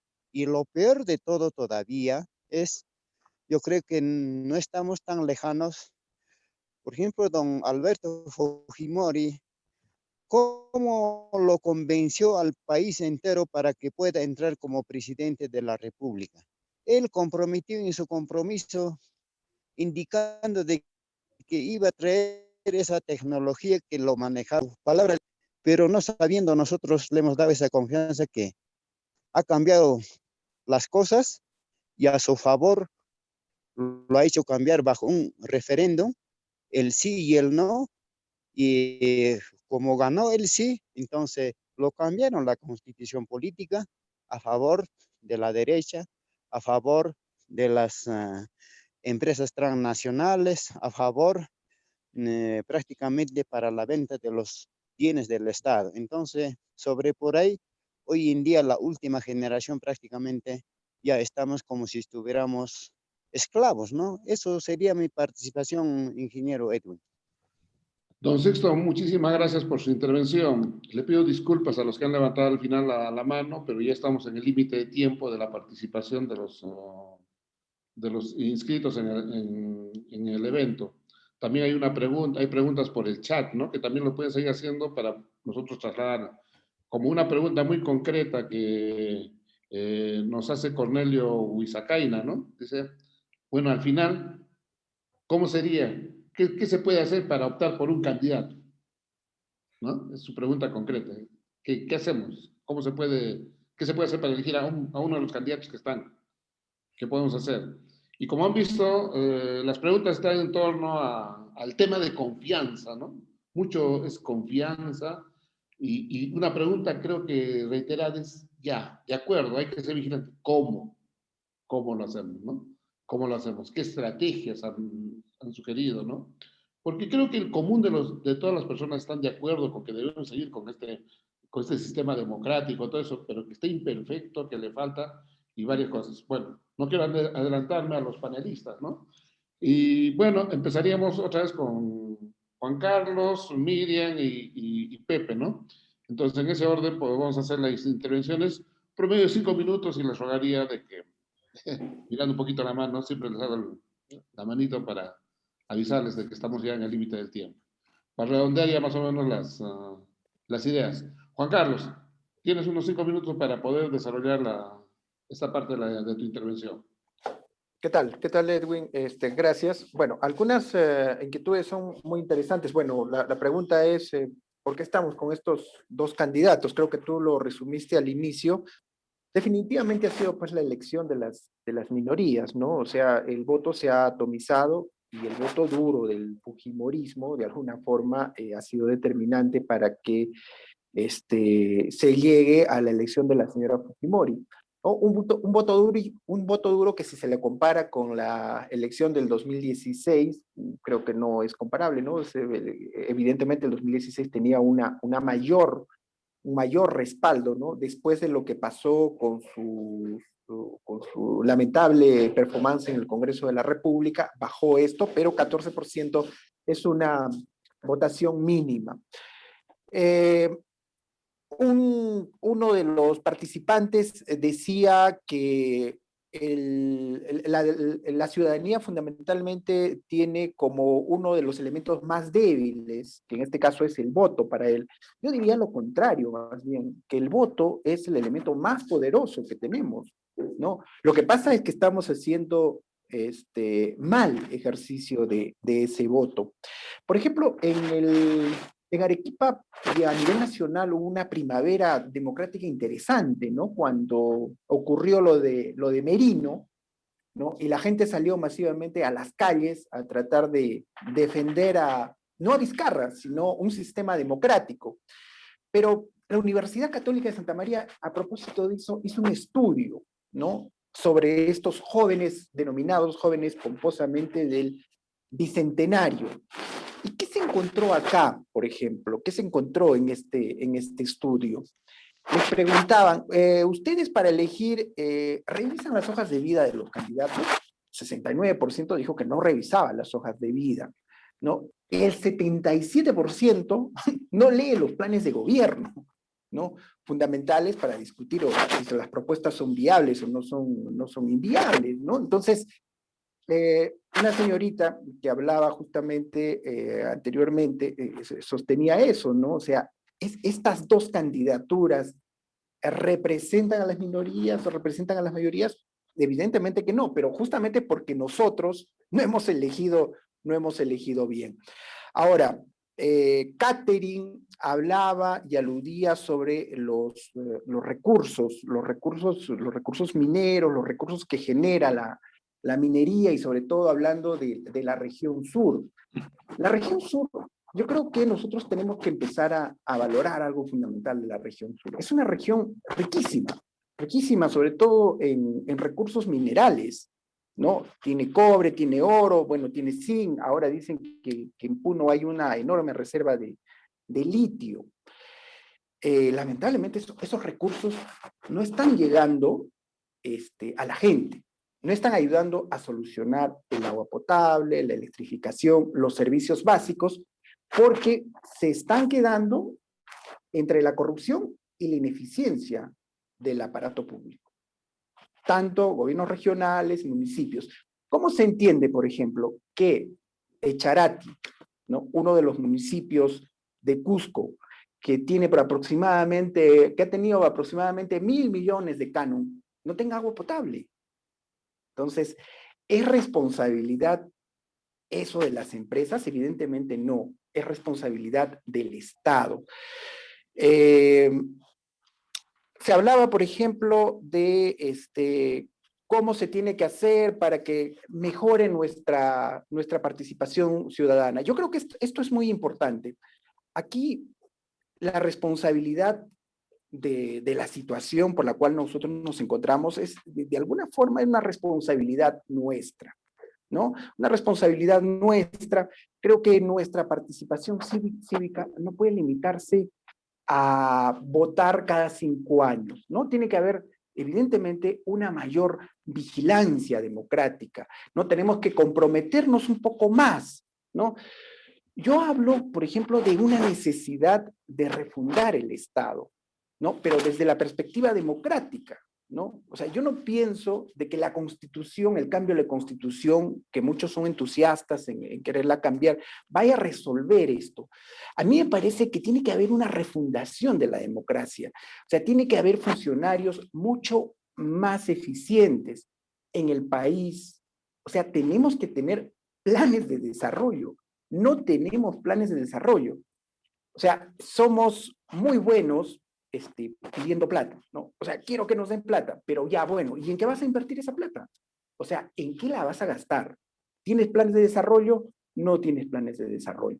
Entonces, si solo hacemos una pequeña comparación, ¿no? De repente por esto me van a decir prominero, pero en realidad creo que hay que mirar las cosas con objetividad y no con apasionamiento. Uno de los grandes problemas que tenía Arequipa en los últimos 5 años era el tema del agua potable y el desagüe, ¿correcto? Todos los desagües de Arequipa iban a parar al río Chili. Entonces vino Cerro Verde y dijo, bueno, yo me llevo los desagües, te construyo la planta de tratamiento y lo hago, ¿no? La planta habrá costado 900 millones de soles o de dólares, no estoy seguro de la cifra, pero lo hizo en menos de un año. Esta tarea, los alcaldes tenían que hacerlo porque era su función. O sea, era su función porque ellos son accionistas de Sedapar. Pero se la pasaron prácticamente 10 años en cómo iban a ejecutar la planta, en los estudios. Entonces, esa es la prueba de que lamentablemente nuestra burocracia pública es una burocracia que no funciona. Finalmente, solo para terminar con respecto al terruqueo, sí me parece muy lamentable, por ejemplo, que existan eso. Alguien hablaba del papel de los medios de comunicación.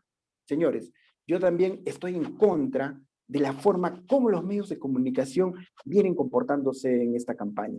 Es sumamente penoso. Bueno, nuestro periódico, por ejemplo, ha tomado una posición absolutamente imparcial con respecto a esto, tratando de revelar fundamentalmente contenido, ¿no? O sea, revelar qué dicen los planes de gobierno, de los candidatos, etcétera, dándoles la posibilidad y la apertura para que ellos se pongan, digamos, pongan sus ideas, etcétera, etcétera. Pero yo creo que el direccionamiento de los medios le hace un flaco favor a la democracia. Esto me hace recordar mucho a lo que ocurrió en los 90, Vargas Llosa, Fujimori, todos con Vargas Llosa, y obviamente la gente se dio cuenta de ese juego. Entonces, creo que los medios tienen también que entender eso, ¿no? Que su misión es informar, no poner presidentes.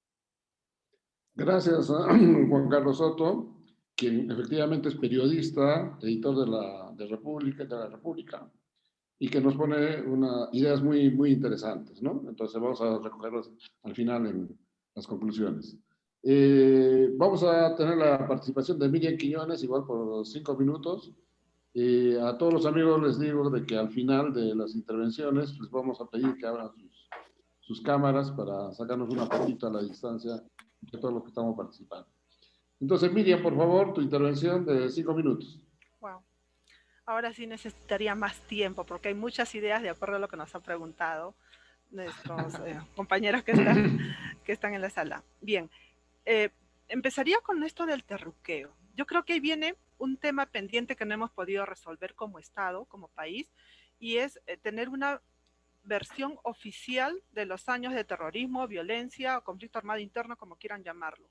Porque el informe de la Comisión de la Verdad y Reconciliación en su momento, que fue muy cuestionado, lamentablemente, a pesar de estar en estos de educativos, ha sido un tema que no se ha querido tocar y no ha habido una voluntad política desde el Estado para tener nuestra versión oficial y que los jóvenes conocieran cómo sucedió, qué fue lo que sucedió, las causas y las consecuencias. Ese tema ha quedado un poco en el limbo y ha dado pie a que se apropien de diferentes versiones, diferentes grupos con intereses definidos que no ha ayudado a la democracia. Y si no, hagamos un análisis de acuerdo a los rangos de edad de cómo se están comportando en este proceso electoral. El segundo tema es esto de una reforma de partidos políticos. Yo creo que queda pendiente también la reforma electoral, que lamentablemente no se ha podido llevar a cabo, y que en ese sentido la gran cantidad de agrupaciones políticas que hemos tenido para estas elecciones ha fragmentado el voto, efectivamente, no da legitimidad a quienes son luego elegidos. Entonces, ese es un tema pendiente que si no resolvemos nuevamente todo el sistema electoral, nos va a generar esta crisis de representatividad en las autoridades que son elegidas. Después, tomando el tema de representatividad, creo que también hay un elemento que no lo estamos visualizando, y es un tema identitario. Todavía en el país, en siglo XXI, a pocos meses de celebrar el bicentenario del país, en esta pandemia hemos visto por los medios que no hemos logrado superar este racismo intrínseco que tenemos la sociedad peruana. Y lamentablemente todavía visibilizamos a las personas o estamos muy fragmentados pensando en que existen ciudadanos de menor o mayor categoría. Y eso sigue siendo nuestro tema pendiente. El censo del 2017 nos dijo cómo nos autodefiníamos en una pregunta que se nos hizo, y más del 50% mestizos, en un 30% quechuas. Entonces, yo creo que ahí, yo sé que el tema cultural no se soluciona en unos años, en un periodo de gobierno, es un cambio a largo plazo, pero creo que sí nos ayudaría a entender los resultados que tenemos en estos procesos electorales. Algo pequeño es el tema de la descentralización. Me parece importante que hayamos tenido, a pesar de todos los problemas, este debate en Chota y un debate en Arequipa. Eso es genial. Siempre que estamos en reuniones nacionales yo resalto algo, de que el centralismo nos ahoga. Y ese centralismo viene con esta idea de que las regiones no saben gastar, que las regiones, los gobiernos locales no saben gastar y todo ello, pero no hay una estrategia desde nivel nacional para fortalecer las capacidades de los equipos de los gobiernos locales regionales. Y es más fácil echarle la culpa de que no se sabe gastar cuando miramos solo el MEF y vemos que la ejecución de gasto es menor. Entonces, creo que tampoco ayuda. Y el tema de la descentralización va ligado con que cada vez las regiones están colocando liderazgos regionales en la política nacional.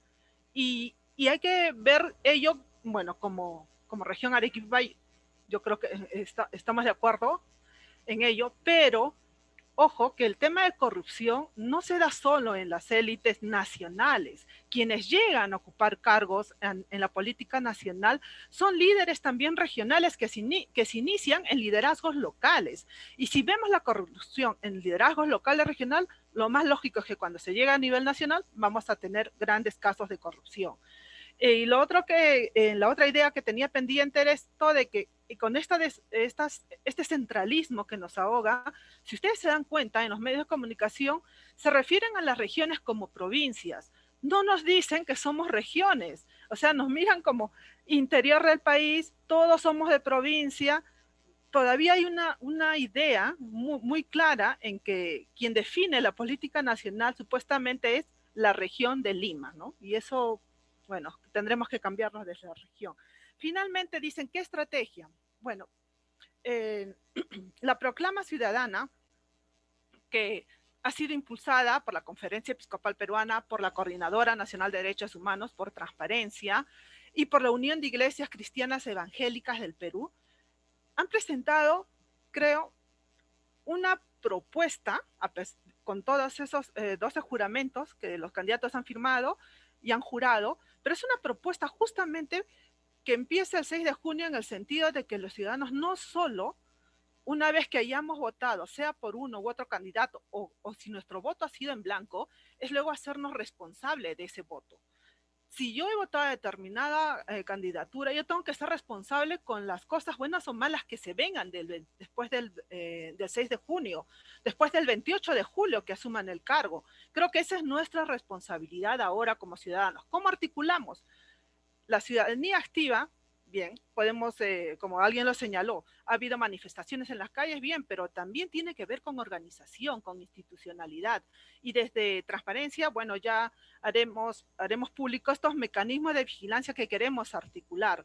Pero creo que el mensaje va a que después de este 28 de julio, que es un año emblemático, ese año bicentenario, quien asuma la presidencia, en ese momento se ponga en la banda presidencial, veamos, son 200 años después de nuestra independencia.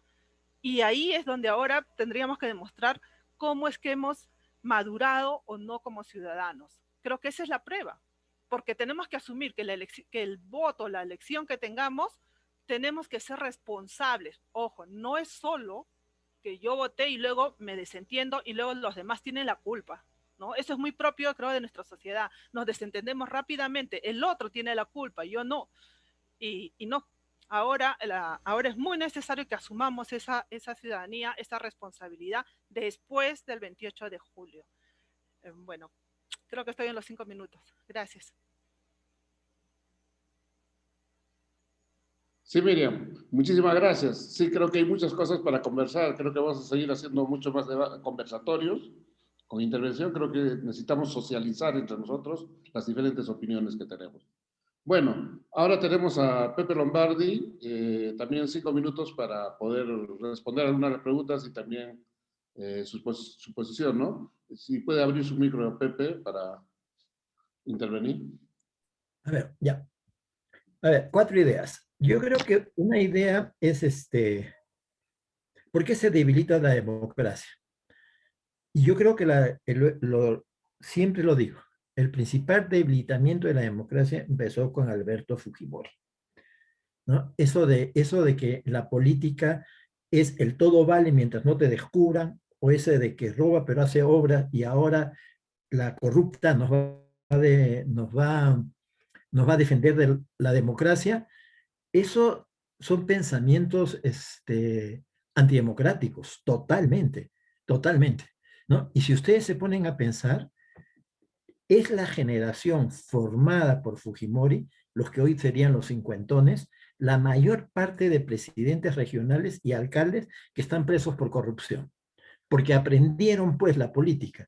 Y yo le he dicho en varios foros, al margen del robo, de la corrupción, el gran mal que nos dejó Fujimori es este estilo de política, ¿no? De que la política es una forma de apropiarte para garantizar tu vida futura, ¿no es cierto?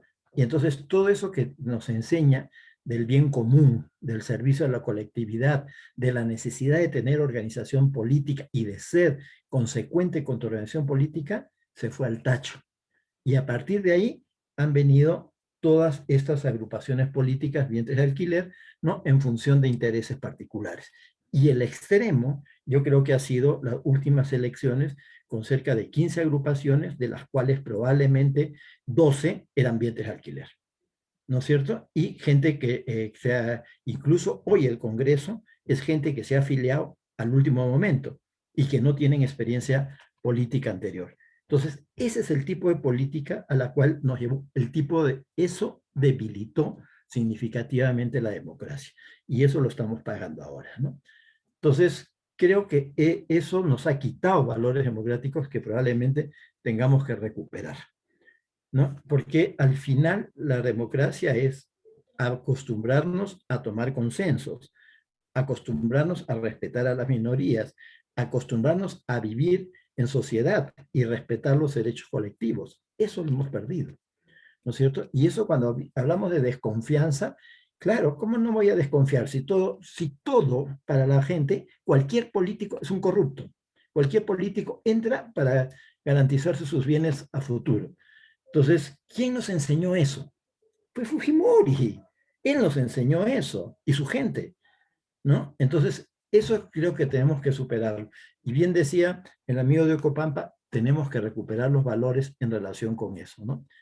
1. 2, sí, yo creo que no solamente la democracia está en peligro, ¿eh?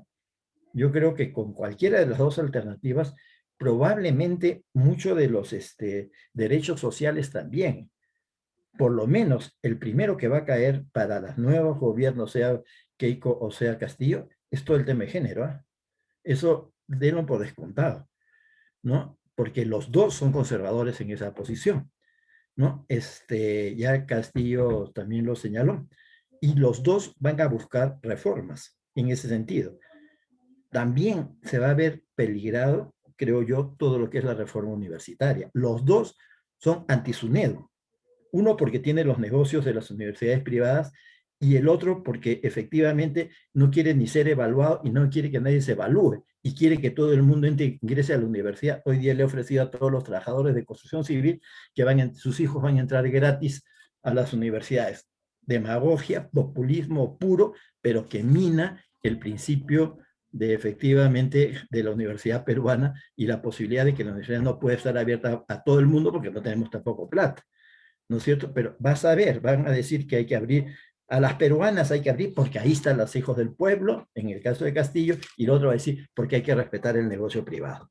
Entonces, varias cosas, varias reformas que se han conseguido, están en peligro. Y ahí, en realidad, si tenemos que tener una lección, solo nos queda incidencia y organización, resistencia, ¿no? Porque en eso no creo que podamos retroceder, por mencionar solo algunas, ¿no?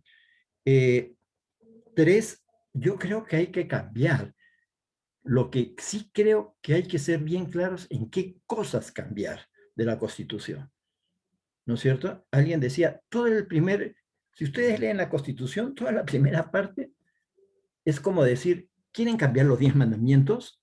Los 10 mandamientos no se pueden cambiar. O sea, son cosas estructuradas, ¿no es cierto? Ya reconocidas universalmente. Igual es toda la parte de declaraciones de derechos. Tal vez lo que haya que cambiar, a veces dicen, hay que cambiar el régimen económico. ¿Digan qué? Hay que cambiar la ley de minería. ¿Digan qué? Yo estoy de acuerdo que hay que cambiar la ley de minería, porque la ley de minería cuando se dio era básicamente en el época de Fujimori para traer inversión, pero en esa época no había el tema medioambiental, no había el tema de la distribución del canon, no había el tema del desarrollo regional. Todo eso ha aparecido después y eso no está incorporado, se ha ido incorporando a través de otras leyes medioambientales, de canon, pero no hay un decir, oye, empresa minera, tienes también que responder a este conjunto de cosas, ¿no? Entonces, tal vez valga la pena, pero hay que puntualizar qué cambiar, porque si no caemos en una lógica de que, y hacemos como que la nueva constitución es la varita mágica. No, la nueva constitución no es la varita mágica, el mundo no va a cambiar si es que nosotros no proponemos qué cosas hay que modificar y qué cosas hay que mejorar como tal. No, la bicameralidad no nos va a resolver el problema de la representación política, si no va acompañada de distritos electorales y no va acompañada claramente de ley de partidos. Entonces, no hagamos banderas altisonantes, pero que no cambian nada. Entonces, hay que precisar bien. Y finalmente, a la respuesta que todo el mundo hace, ¿qué tenemos que hacer? Bueno, ya alguna parte le he dicho, yo creo que hay resistencia, hay incidencia, hay organización, pero también creo que yo tengo en mente que deberíamos hacer cosas interesantes también desde Arequipa, ¿no? Y probablemente, si lográramos que en las próximas elecciones regionales o municipales, primero, no hubieran 11, 12 candidatos, sino hubieran un par o 3 candidatos y uno de ellos representara fuerzas democráticas, representando también todos estos movimientos que no respondan al gobierno central, sea cual sea el gobierno central, ¿no? Para que sea efectivamente no un espacio de oposición, sino un espacio precisamente para no permitir que se cierre la democracia, ¿no? Creo que sería una gran lección al país, ¿no?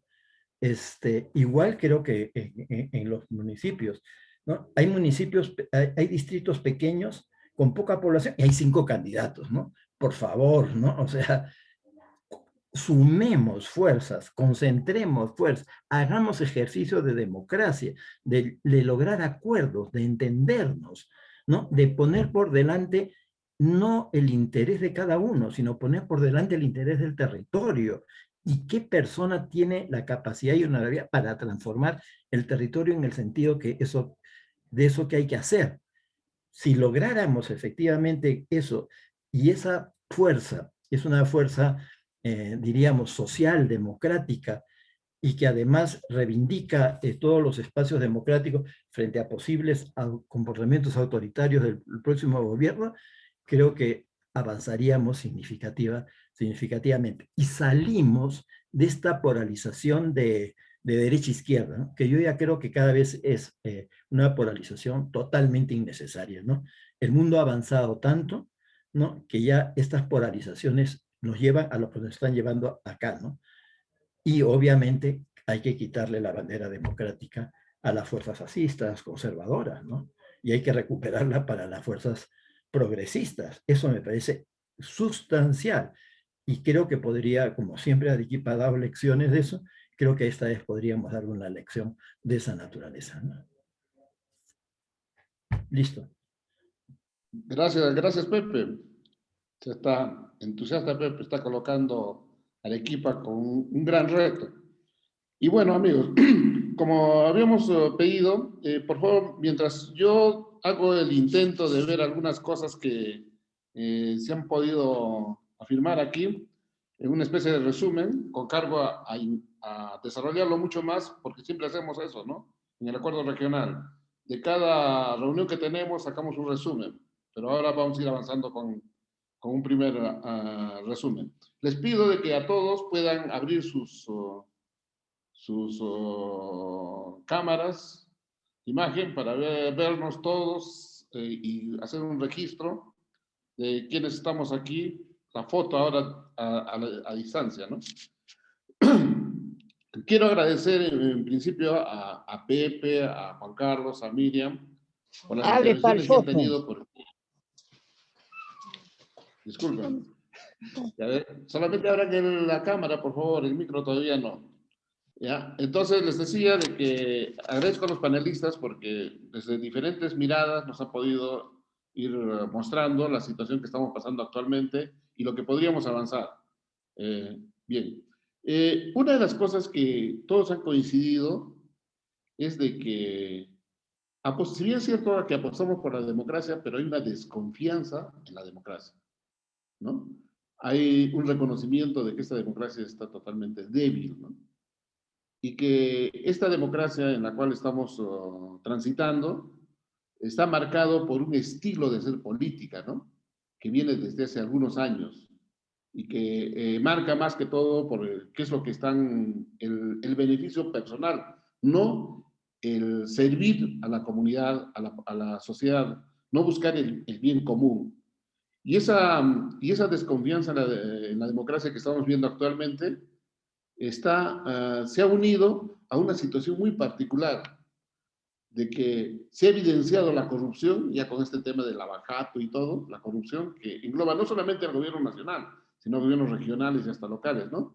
Y se ha juntado con la pandemia, o sea, ese cóctel que se nos ha presentado, ¿no? O sea, corrupción y pandemia.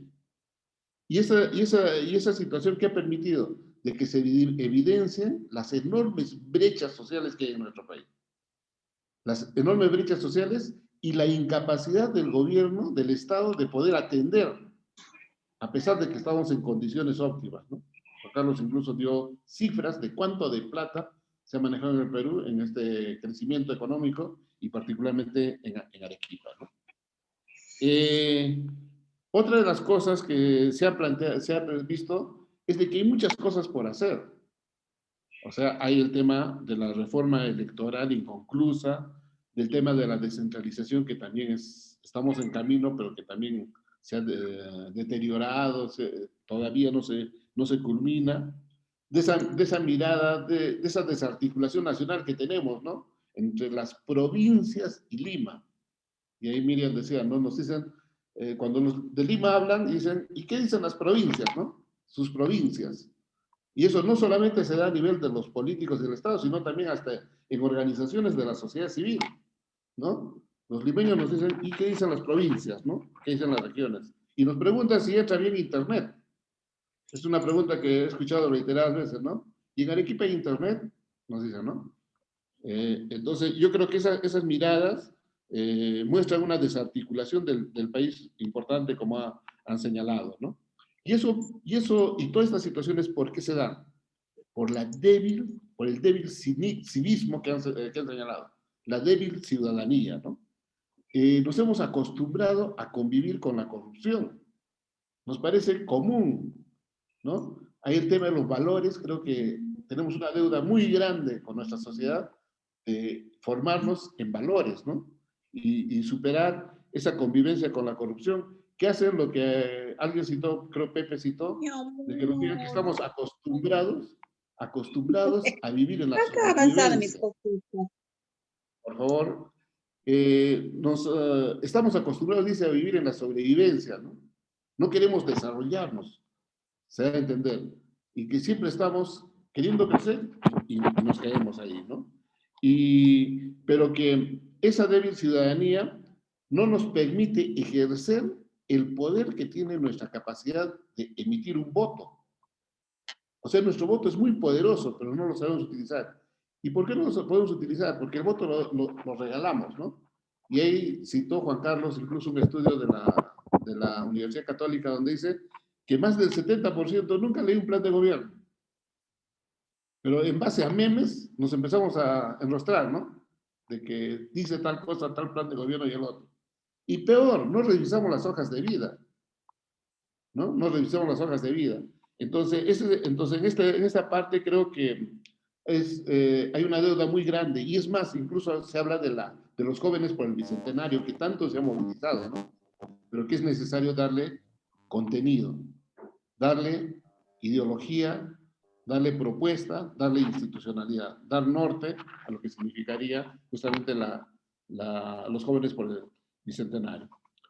Un tercer aspecto que se señaló puntualmente, pero creo que es necesario resaltar en este momento de crisis que estamos, es el rol que cumplen los medios de comunicación, ¿no? Es evidente de que hay una actitud parcializada de los medios de comunicación. Pero también no podríamos decir de que todos los medios de comunicación. Entonces, hay opciones que están haciendo resistencia, como dice Pep.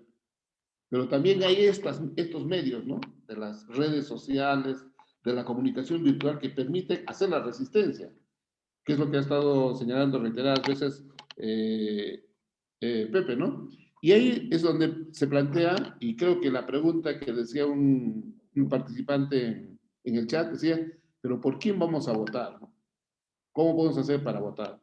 Pero ahí yo creo que lo que han estado señalando más que nada es de que es bien difícil optar porque las dos opciones que nos han planteado al final tienen rasgos totalmente autoritarios, ¿no? Que ponen en riesgo la democracia y otras banderas como por ejemplo el tema de género, el tema de educación, de las universidades, ¿no? Y que frente a eso es necesario levantar algunas banderas, ¿no? Y ahí es donde se han planteado un conjunto de aspectos, ¿no? Que van desde una iniciativa que también va desde el lado de sociedad civil, ¿no? Es este tema de la proclama ciudadana, donde transparencia, las iglesias, todo eso, han planteado ya una especie de agenda de resistencia, que es la que plantea Pepe, donde está el juramento de los 12 puntos. Y que todos, Pepe y Miriam, nos dicen de que deberíamos de organizarnos para vigilar, y nosotros como ciudadanos y nuestras organizaciones como ciudadanos, vigilar desde este 6 de junio, desde el 28 de julio, tener un rol muy activo en ver cómo vigilamos, ¿no?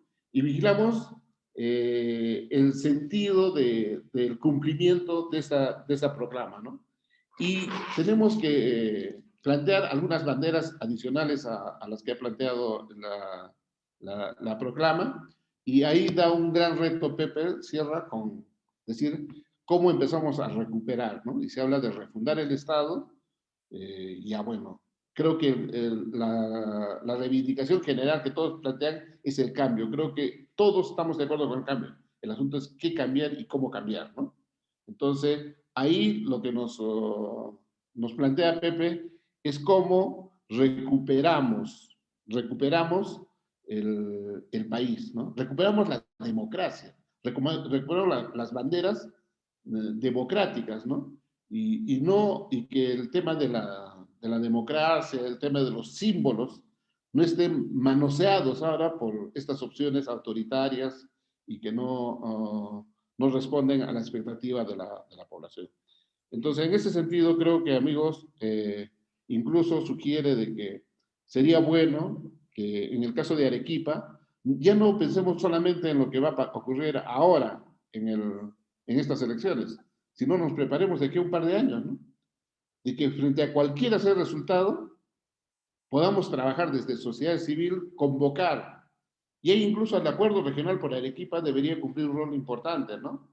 De plantear una agenda y la unión de fuerzas que traten de ser la resistencia a cualquier propuesta autoritaria que se genere a partir de las elecciones en este 6 de junio, ¿no?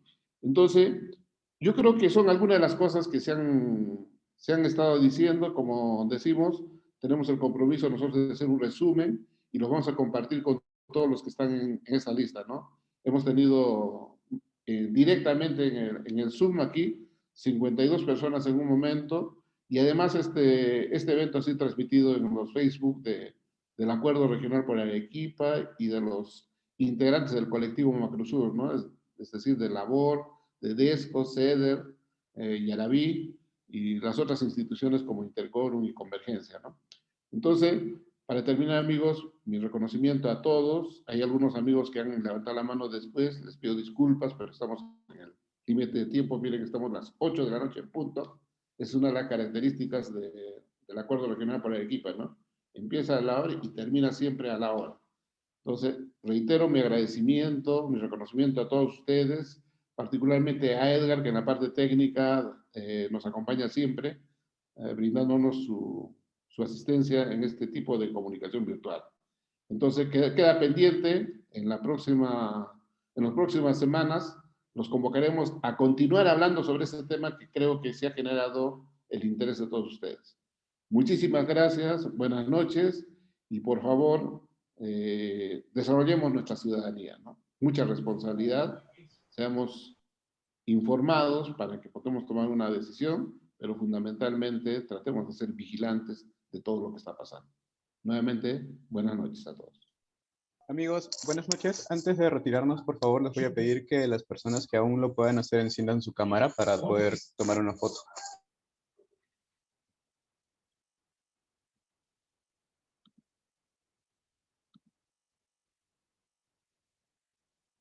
Muchas gracias. Bueno, están ahí todos, está Rodolfo, gracias. Alex, Patricia, bien. Miriam, Juan, estamos ahí, Juan Carlos. Percy Quintanilla, gracias por estar. Andrés Javier también, Caterine, Malena, Abraham. Estamos aquí con varios amigos, ¿no? Amigos de Orcopampa también está Sixto, Jenny, Ismael, Josefina Condo. Vas a disculpar que no te haya dado la palabra. A la siguiente vamos a conversar. Ruth, Ernestina, Alexander, Florencio, don Cirilo, buenas, Miriam, Pepe Lombardi, ¿no? Edgar Feria, Elsa Sana, Fiorella, gracias por estar. Alexander Mamani, Fanny, Félix Vicuña.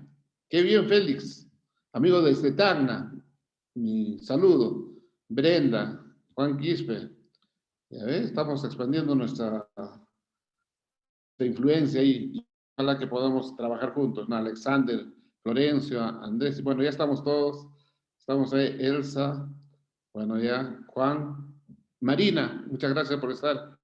Marina, destacada profesional, ¿no? Viene desde Lima, nos está acompañando. Don Jesús Procarpio, un viejo líder, ¿no? De los comités de monitoreo ambiental, Tarsila, Iracema también, y Anet Maquera.